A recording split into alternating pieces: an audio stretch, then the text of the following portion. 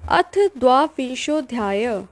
शिव नैवेद्य भक्षण का निर्णय एवं बिल्व पत्र का महात्म्य। ऋषिगण बोले, हे महामुने, हमने पहले सुना है कि भगवान शिव को अर्पित किया गया नैवेद्य आग्रह होता है। अतएव नैवेद्य के विषय में निर्णय और बिल्व पत्र का महात्म्य भी कहिए। सूत जी बोले, हे मुनियों, अब आप सब सावधानी से सुने। मैं प्रेम पूर्वक सब कुछ कह रहा हूँ। आप लोग शिव व्रत धारण करने वाले हैं, अतः आप लोग धन्य हैं। जो शिव का भक्त, पवित्र, शुद्र, सद्व्रती तथा दृढ़ निश्चय है, उसे शिव नैवेद्य अवश्य ग्रहण करना चाहिए और आग्रह भावना का त्याग कर देना चाहिए। शिव नैवेद्य को देखने मात्र से ही सभी पाप दूर हो जाते हैं और शिव का नैवेद्य भक्षण करने से तो करोड़ों पुण्य स्वतः आ जाते हैं। 1000 यज्ञों की बात कौन कहे। अबुद्र यज्ञ करने से भी वह पुण्य प्राप्त नहीं हो पाता है जो शिव नैवेद्य खाने से प्राप्त हो जाता है। शिव का नैवेद्य खाने से तो शिव सायुज्य की प्राप्ति भी हो जाती है। जिस घर में शिव को नैवेद्य लगाया जाता है या अन्यत्र से शिव को समर्पित नैवेद्य प्रसाद रूप में आ जाता है, वह घर पवित्र हो जाता है और वह अन्य को भी पवित्र करने वाला हो जाता है। आए हुए शिव नैवेद्य को प्रसन्नतापूर्वक सर झुकाकर ग्रहण करके भगवान शिव का स्मरण करते हुए उसे खा लेना चाहिए। आए हुए शिव नैवेद्य को दूसरे समय में ग्रहण करूँगा ऐसी भावना करके जो मनुष्य उसे ग्रहण करने में विलंब करता है, उसे पाप लगता है। जिसमें शिव नैवेद्य ग्रहण करने की इच्छा उत्पन्न नहीं होती, वह महान पापी होता है और निश्चय रूप से नरक को जाता है। हृदय में अवस्थित शिवलिंग या चंद्रकांत मणि से बने हुए शिवलिंग अथवा स्वर्ण या चांदी से बनाए गए शिवलिंग को समर्पित किया गया नैवेद्य शिव की दीक्षा लिए भक्त को खाना ही चाहिए, ऐसा कहा गया है। इतना ही नहीं, शिव दीक्षित भक्त समस्त शिवलिंगों के लिए समर्पित महाप्रसाद रूप शुभ शिव नैवेद्य को खा सकता है। जिन मनुष्यों ने अन्य देवों की दीक्षा ली है और शिव की भक्ति में वे अनुरुक्त रहते हैं, उनके लिए शिव नैवेद्य के भक्षण के विषय में निर्णय को प्रेम पूर्वक आप सब सुने। हे ब्राह्मणों, शालग्राम में उत्पन्न शिवलिंग, रसलिंग, पार्दलिंग, पाषाण लिंग, रजत लिंग, स्वर्ण लिंग, देवों और सिद्ध मुनियों के द्वारा प्रतिष्ठित शिवलिंग, केसर के बने हुए लिंग, स्फटिक लिंग, रत्नलिंग और ज्योतिर्लिंग आदि समस्त शिवलिंगों के लिए समर्पित नैवेद्य का भक्षण करना चंद्रायन व्रत के समान फल देने वाला कहा गया है। यदि ब्रह्म हत्या करने वाला भी पवित्र होकर शिव का पवित्र निर्माल्य धारण करता है और उसे खाता है, उसके संपूर्ण पाप शीघ्र ही नष्ट हो जाते हैं। जहाँ चंड का अधिकार हो, वहाँ शिवलिंग के लिए समर्पित नैवेद्य का भक्षण मनुष्य को नहीं करना चाहिए। जहाँ चंड का अधिकार न हो, वहाँ भक्तिपूर्वक भक्षण करना चाहिए।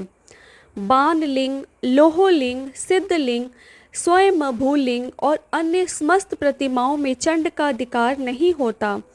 जो विधि पूर्वक शिवलिंग को स्नान कराकर उस स्नान जल को 3 बार पीता है, उसके समस्त पाप शीघ्र ही नष्ट हो जाते हैं। चंड के द्वारा अधिकृत होने के कारण अग्राह्य शिव नैवेद्य पत्र, पुष्प, फल और जल, यह सब शालग्राम शिला के स्पर्श से पवित्र हो जाता है। हे मुनीश्वरों, शिवलिंग के ऊपर जो भी द्रव्य चढ़ाया जाता है वह आग्रह है और जो लिंग के स्पर्श से बाहर है उसे अत्यंत पवित्र जानना चाहिए। हे मुनि श्रेष्ठों, इस प्रकार मैंने शिव नैवेद्य का निर्णय कह दिया। अब आप सब सावधानी से बिल्व पत्र के महात्म्य को आदर पूर्वक सुने। बिल्व वृक्ष तो महादेव स्वरूप है, देवों के द्वारा भी इसकी स्तुति की गई है। अतः जिस प्रकार से उसकी महिमा को कैसे जाना जा सकता है, संसार में जितने भी प्रसिद्ध तीर्थ हैं, वे सब तीर्थ बिल्व के मूल में निवास करते हैं। जो पुण्य आत्मा बिल्व वृक्ष के मूल में लिंग रूप अवयव भगवान महादेव की पूजा करता है वह निश्चित रूप से शिव को प्राप्त कर लेता है। जो प्राणी बिल्व वृक्ष के मूल में शिव जी के मस्तक पर अभिषेक करता है वह समस्त तीर्थों में स्नान करने का फल प्राप्त कर पृथ्वी पर पवित्र हो जाता है। इस बिल्व वृक्ष के मूल में बने हुए उत्तम थाले की जल से परिपूर्ण देखकर भगवान शिव अत्यंत प्रसन्न हो जाते हैं। जो व्यक्ति गंध पुष्प आदि से बिल्व वृक्ष के मूल का पूजन करता है वह शिवलोक को प्राप्त करता है और उसके संतान और सुख की अभिवृद्धि होती है। जो मनुष्य बिल्व वृक्ष के मूल में आदर पूर्वक दीपमाला का दान करता है वह तत्व ज्ञान से संपन्न होकर महादेव के सानिध्य को प्राप्त हो जाता है। जो बिल्व शाखा को हाथ से पकड़कर उसके नव पल्लव को ग्रहण करके बिल्व की पूजा करता है वह समस्त पापों से मुक्त हो जाता है। जो पुरुष भक्ति पूर्वक बिल्व वृक्ष के नीचे एक शिव भक्त को भोजन कराता है उसे करोड़ों मनुष्यों को भोजन कराने का पुण्य प्राप्त हो जाता है। जो बिल्व वृक्ष के नीचे दूध और घी से युक्त अन्न शिव भक्त को प्रदान करता है वह दरिद्र नहीं रह जाता। हे ब्राह्मणों, इस प्रकार मैंने सांगोपांग शिवलिंग के पूजन विधान को कह दिया है। इसमें भी प्रवृत्तों और निवृत्तों के लिए दो भेद हैं। प्रवृत्ति मार्गियों के लिए पीठ पूजा इस भूतल पर संपूर्ण अभीष्ट वस्तुओं को देने वाली होती है। प्रवृत्त पुरुष को चाहिए कि सुपात्र गुरु आदि के द्वारा ही सारी पूजा संपन्न करे। शिवलिंग का अभिषेक करने के पश्चात अगहनी अन्न से नैवेद्य लगाना चाहिए। पूजा के अंत में उस शिवलिंग को किसी शुद्ध पूट डिब्बे में रख देना चाहिए अथवा किसी दूसरे शुद्ध घर में स्थापित कर देना चाहिए। निवृत्ति मार्गी उपासकों के लिए हाथ पर ही शिव पूजा का विधान है। उन्हें भिक्षा आदि से प्राप्त अपने भोजन को ही नैवेद्य रूप में अर्पित करना चाहिए। निवृत्ति मार्गियों के लिए परात पर सूक्ष्म लिंग ही श्रेष्ठ बताया गया है। उन्हें चाहिए कि विभूति से ही पूजा करें और विभूति का ही नैवेद्य शिव को प्रदान करें। पूजा करने के पश्चात उस विभूति स्वरूप लिंग को सर पर सदा धारण करना चाहिए।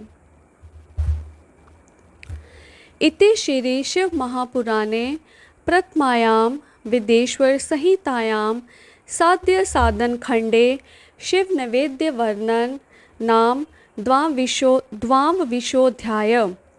इस प्रकार श्री शिव महापुराण के अंतर्गत प्रथम विद्वेश्वर संहिता के साध्य साधन खंड में शिव नैवेद्य वर्णन नामक 22वां अध्याय पूर्ण हुआ। हर हर महादेव।